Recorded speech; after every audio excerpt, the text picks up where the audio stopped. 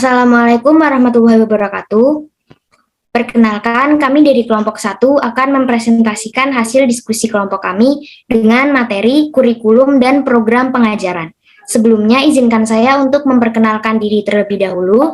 Perkenalkan, nama saya Listia Ervina Dila Subagio dengan NIM 23024211031 dari Prodi Pendidikan Bahasa Jepang. Selanjutnya, saya persilakan kepada teman-teman saya untuk memperkenalkan dirinya masing-masing.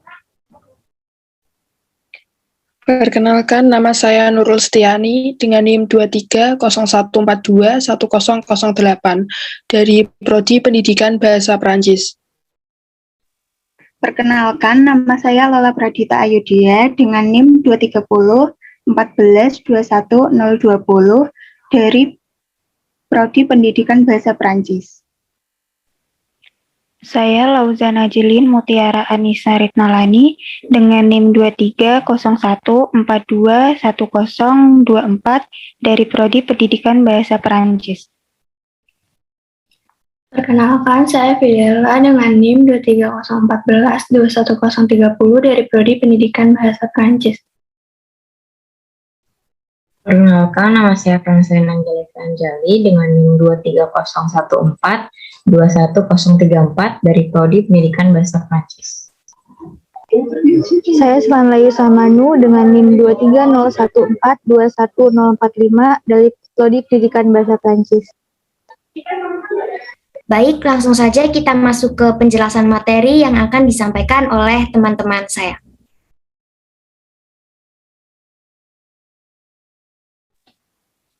Untuk materi yang pertama yaitu mengenai pengertian dan fungsi kurikulum.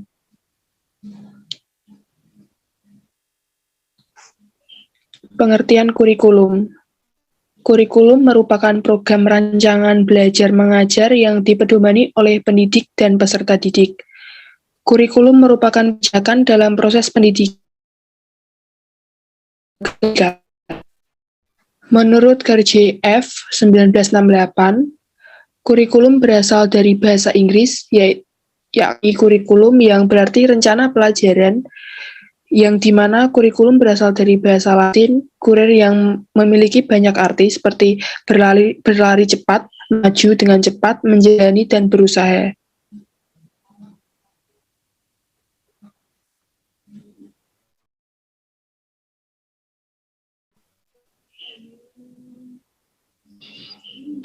Yang kedua ada fungsi kurikulum. Adapun beberapa fungsi kurikulum diantaranya adalah sebagai berikut. 1. Meningkatkan efisiensi pemanfaatan sumber daya kurikulum.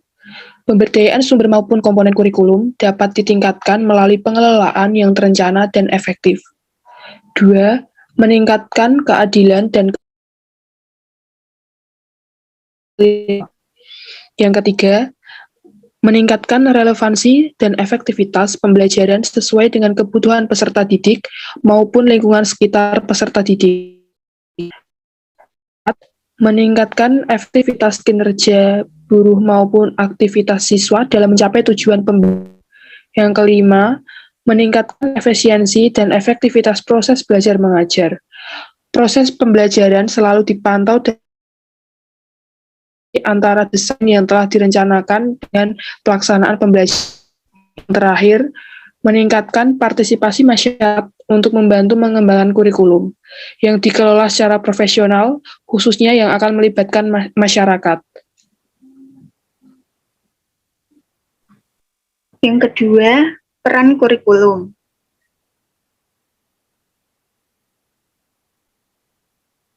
Peranan kurikulum menurut Omar Hamalik 1990 ada 3. Yang pertama, peranan konservatif, di mana kurikulum diperuntukkan sebagai sarana untuk menerapkan nilai-nilai warisan budaya yang masih relevan dengan generasi saat ini, khususnya para siswa sebagai generasi muda Indonesia. Diharapkan dengan adanya kurikulum, dapat memasukkan aspek-aspek budaya yang relevan dengan zaman sekarang, sehingga generasi muda dapat melestarikan budaya Indonesia tanpa terhalang dengan perkembangan zaman.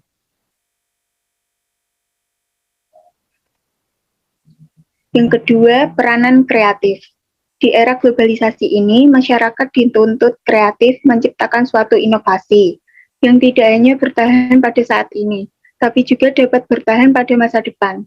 Dalam hal ini, kurikulum memiliki peranan yang penting untuk menggali potensi siswa dalam memperoleh kreativitas.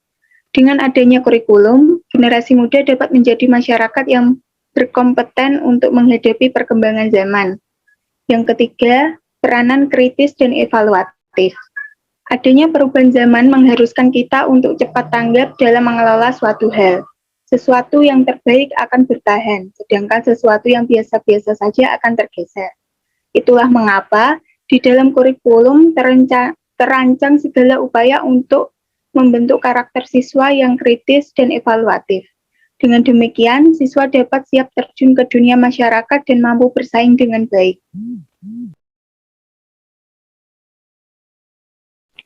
Yang ketiga yaitu komponen kurikulum. Yang pertama terdapat tujuan.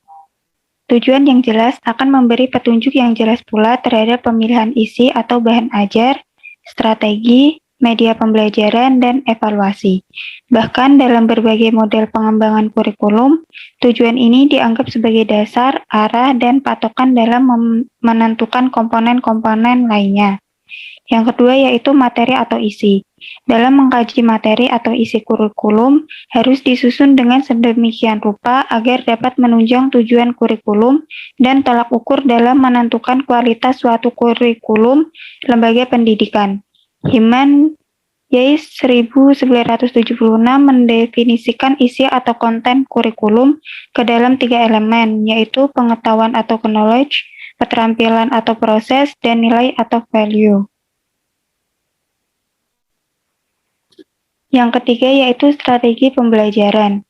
Strategi pembelajaran dalam hal ini meliputi pendekatan, prosedur, metode, model, dan teknik yang digunakan dalam menyajikan bahan atau isi kurikulum. Dalam strategi pembelajaran terdapat strategi atau pendekatan atau model yang dikelompokkan menjadi 2, yaitu strategi yang berorientasi kepada guru dan strategi yang berorientasi kepada siswa. Yang keempat yaitu evaluasi. Hasil dari kegiatan evaluasi dapat dijadikan sebagai umpan balik atau feedback untuk mengadakan perbaikan dan penyempurnaan pengembangan komponen-komponen kurikulum. Doel mengemukakan 2 dimensi yang harus ada dalam evaluasi kurikulum, yaitu dimensi kuantitas atau the dimension of quantity dan dimensi kualitas atau the dimension of quality.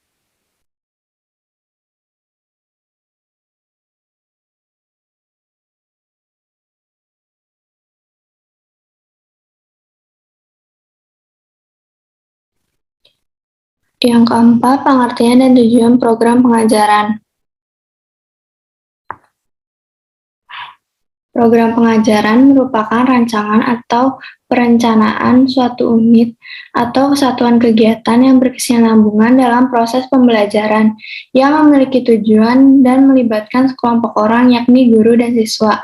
Sedangkan tujuan program pengajaran sendiri adalah untuk menghasilkan perilaku yang diharapkan terjadi, dimiliki, atau dikuasai oleh peserta didik setelah mengikuti kegiatan pembelajaran tertentu.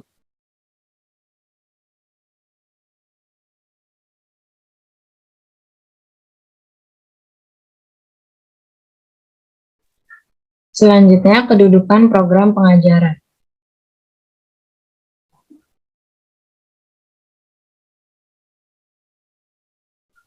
Terdapat 4 kedudukan program pengajaran. Yang pertama adalah program tahunan, kedua program semester, ketiga kalender pendidikan, dan keempat silabus dan RPP. Program tahunan merupakan rencana penetapan alokasi waktu selama 1 tahun untuk mencapai tujuan SK dan KD. Komponen yang setidaknya harus ada pada program tahunan meliputi A. Identitas, yaitu mata pelajaran, kelas, dan tahun pelajaran. Serta B. Format isian, yaitu semester, standar kompetensi, kompetensi dasar, materi pokok, dan alokasi waktu. Yang kedua, program semester. Berisikan garis-garis besar mengenai hal-hal yang hendak dilaksanakan dan dicapai dalam semester tersebut. dan penjabaran dari program tahunan. Isinya berupa A. Identitas, yaitu satuan pendidikan, mata pelajaran, kelas atau semester, dan tahun pelajaran. Serta B. Format isian, yaitu standar kompetensi, kompetensi dasar, indikator, jumlah jam pertemuan, dan bulan. Selanjutnya ada kalender pendidikan, yaitu pengaturan waktu untuk kegiatan pembelajaran peserta didik selama 1 tahun ajaran. Keempat, ada silabus dan LPP. Perantaraan antara kurikulum dengan perencanaan pembelajaran. Perbedaannya dengan kurikulum adalah kurikulum program pendidikan nasional yang sangat umum.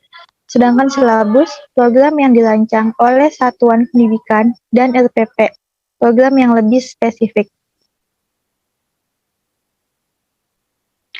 Yang keenam ada kategori program pengajaran.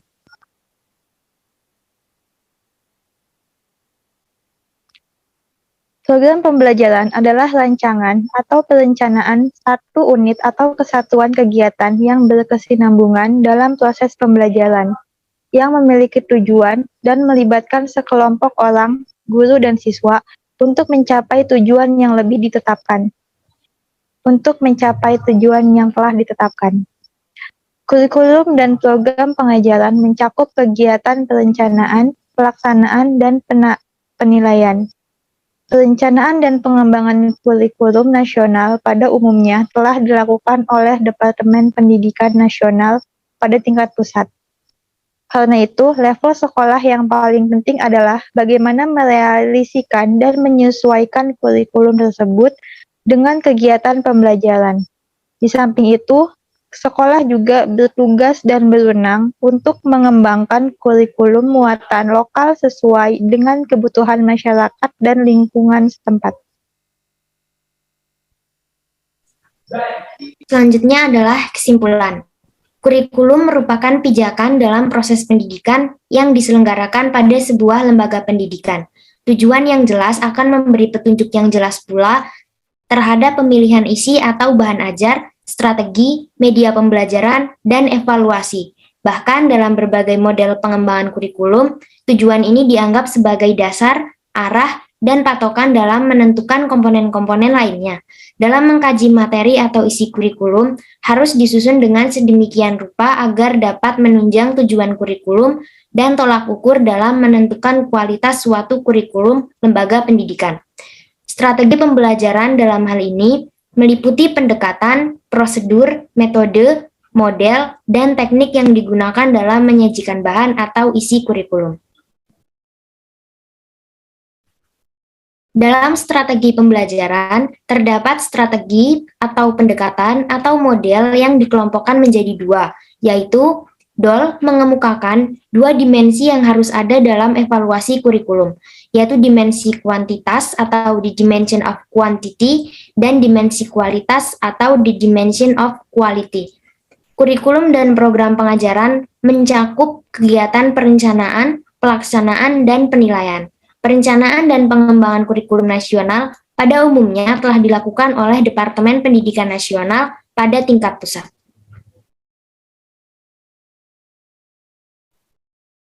Sekian presentasi penjelasan dari kelompok 1 mengenai kurikulum dan program pengajaran. Kurang lebihnya mohon maaf. Wassalamualaikum warahmatullahi wabarakatuh.